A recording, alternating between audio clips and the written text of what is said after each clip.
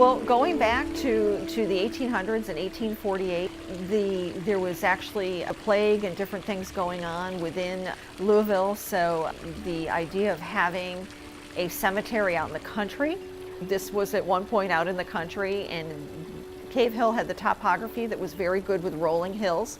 So when this was first developed as a cemetery, the team that did that decided this would be the perfect place to do that. It's 298 acres of, which is really an arboretum.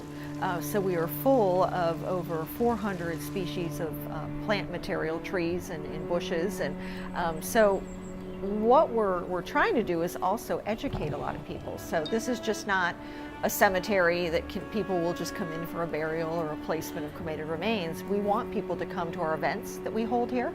So we're really trying to tap into education. And something really exciting that we're working on, we of course have, when you take our map of Cave Hill, you can see some of the notables, the people that people come in on a regular basis looking for, but there are so many notables here that are not documented that we want to document, and families. So we're actually, through our Heritage Foundation, we're starting a project where we are going to start capturing the history of every single person buried here, and we're going to start running a database where we reach out to family members that are living, and we want them to tell us the history of their loved ones and give us photos that we can scan in. So we are working on a history center. We're working on some grant writing, and we're going to create a history center at Cave Hill where you can come and do research and actually learn about, hopefully, your great-grandmother. Click on her name, put her name in, have her photo come up, and the story about your great-grandmother. But we want people to come here and realize that it's an arboretum, it's a park, and the history, the wealth of history that's here, we want people to realize that they can start to tap into that. Because we want people to come back here. We want people to enjoy Cave Hill Cemetery. And then in the meantime, we want people to be comfortable coming here.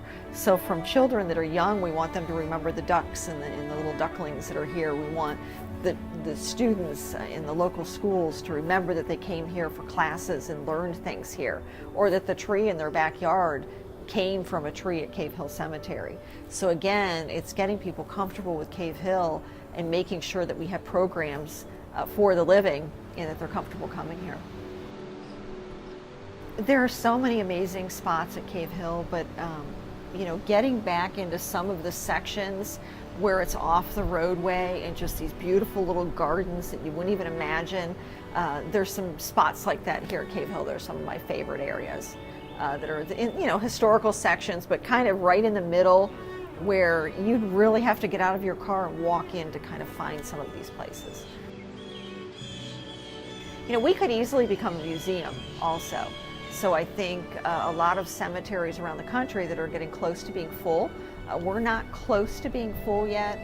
We have probably 70 to 100 years, but at some point we'll be looking at, okay, we have all this and we could be maintaining basically a museum and a history center.